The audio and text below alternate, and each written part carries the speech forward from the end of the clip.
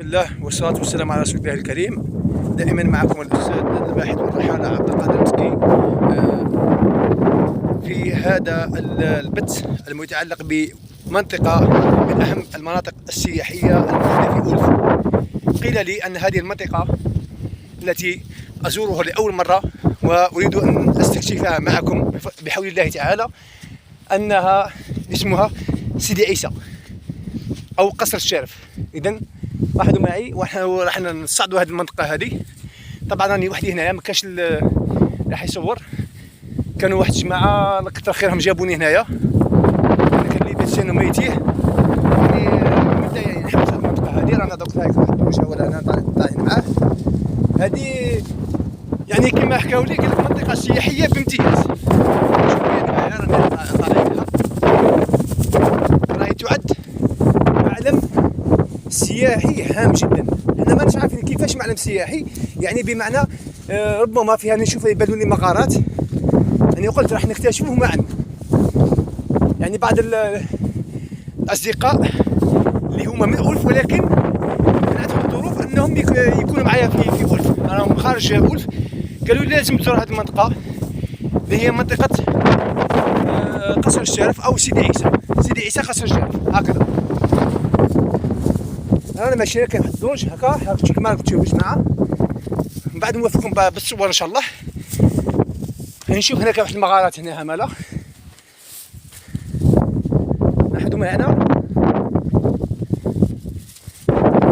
نحاولوا نعملوا فيديو قصير ما امكن. هاد المغاره راهي تبان يعني عميقه من الداخل، راهي الداخل شويه الدخول ليها شويه صعيب. هاوليك ايضا يعني حتى اشير يعني انه اي مغاره كي تكون وحدك ما تحاولش تدخل. الانسان يكون وحده ما يحاولش يدخل. انا نجي ندخل لكم بعد نحاول ندخل بدون تصوير، فقط مي راني شاد الهاتف ونصور. ربما ما بعد نحاول نشوف كيفاش ندير وندخلها. ولكن انصح دائما اي انسان مغاره ما معك حتى واحد وما كانش دليل عليها ما تدخلهاش. حنا ما نعرفوش واش كاين، قادر ممكن تخرج فيك افعى، قادر تكون حنايا هذا رانا في منطقه ديجا معزوله تماما بعيده، راهي على الطريق واحد 4 كيلو برك، واحد 4 كيلو بصح في صحراء خاليه يعني. بسم الله. السلام عليكم. كاين واحد بوابه هنايا هاوليك. السلام عليكم. بسم الله بسم الله اللهم صل على رسول الله. السلام عليكم. هاو تشوف راه المغاره هي كبيره ثاني وواسعه، راه كاين يعني داير فيها اناره على حسب يعني هذه المغاره راهي معلم سياحي هنا، راهي حسب ما رانا نشوفوا هنايا. هاوليك. بسم الله. ايوا اذا ها راهي المغاره راهي عميقه شويه كبيره ما شاء الله كما رانا نشوفوا جماعه الخير، كما رانا نشوفوا. هاوليك عندها فتوحات من الداخل. ايوا هنا نشوفوا الدعوه يعني هنا ما كاين حتى واحد وراني وحدي. كاين بلاصه راهي مظلمه ليه، ما على باليش اسكو تدي ما تديش. نعرف باللي على بالي باللي هنا التصوير ما كانش يعني ما غادي يصعب علينا التصوير. معذره ربما الهاتف شويه سمحوا لنا. ايوا ايضا يعني راه كاين خفافيش هنايا، بعض الخفافيش على الانسان. انا نتمنى يكون كان معايا واحد الدليل هكا هنايا في هذه المغاره هذه، كان يكون ربما احسن. نحاولوا نزيدوا نتوسعوا شويه لانه رانا باش نديروا تقييم عام لهذه المنطقه هذه. شوفوا يعني كاين هنا مزارع هنايا، نخيل، غابه نخيل ما شاء الله. كاين مقبره هنا ثاني. السلام عليكم اهل القبور. اذا رانا طالعين هنا ثاني، رانا نستمر الصعود. هذا يعني خالي منها غير بليد، هذا ما عادي. دروج هذا كما كتشوفوا هنايا. نحاولوا نطلعوا، راه شويه الريح السخانه راهي منها دروج باسكو رانا في فصل الصيف. ها هذيك راهي ها رانا طالعين. نظن هذا هو سيدي عيسى.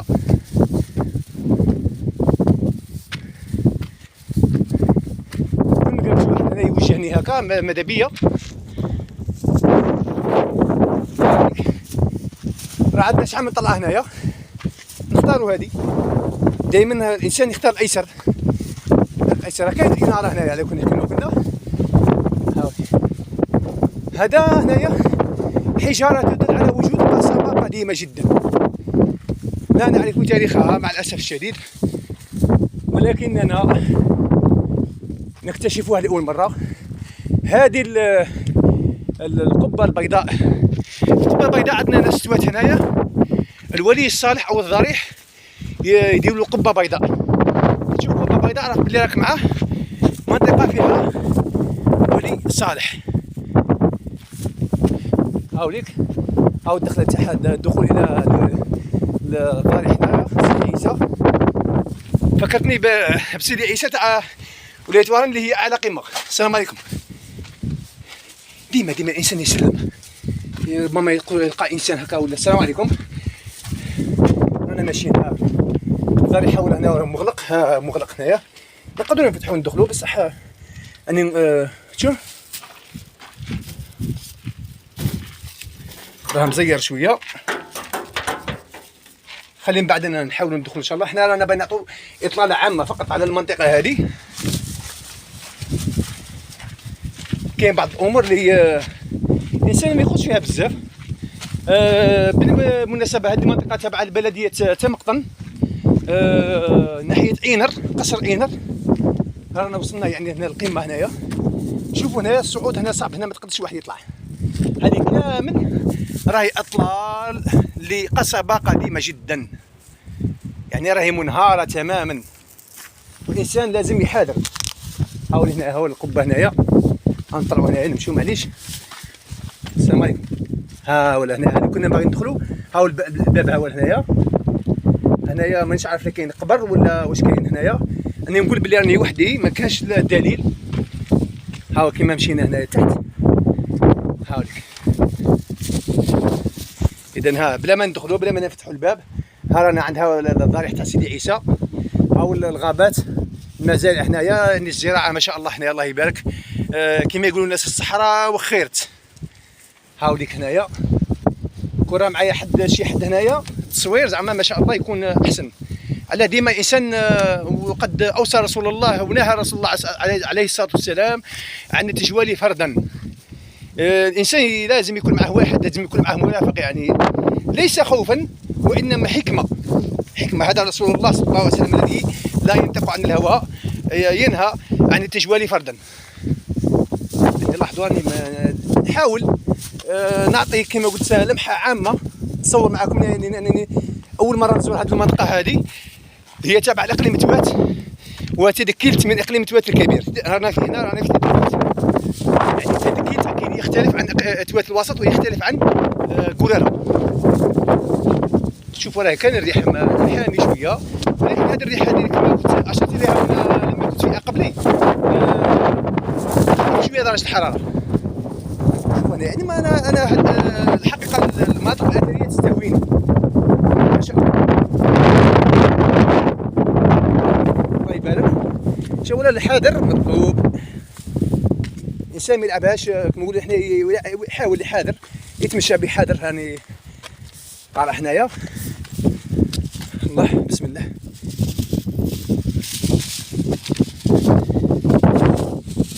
هذه المنطقة شوية صعيبة، هذه ماشي صعيبة إنما أنا نأكدوا توخي الحذر.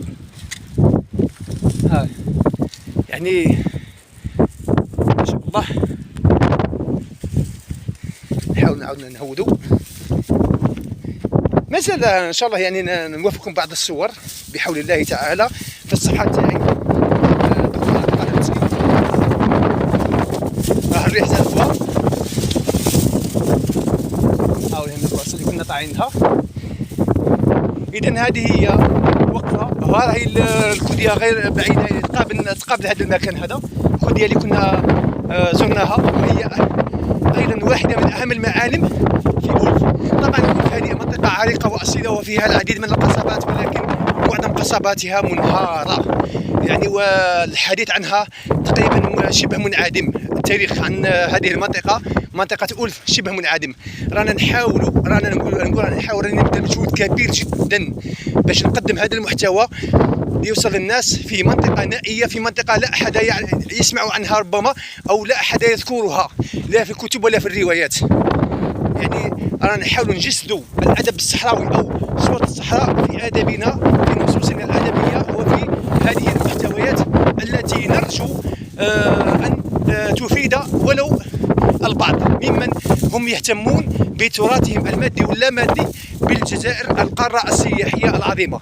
ولا أنكر الصعوبات الكبيرة التي واجهتني وأواجهها خلال مسار رحلتي هذه في منطقة توات، هذه الرحلة الثانية، ولكن لا بد من المخاطرة، لا بد من المغامرة، خاصة إذا كانت في تجوال في فصل الصيف، يعني هو شهر أوت درجة حرارة رهيبة جدا، والنقل شبه تقريبا منعدم أو شبه منعدم قليل جدا، أنت وحظك. إذا راني حاولت نعطيكم نبذة على المنطقة هذه، ونترككم في لقاء آخر مع وقفة أخرى سياحية، والسلام عليكم.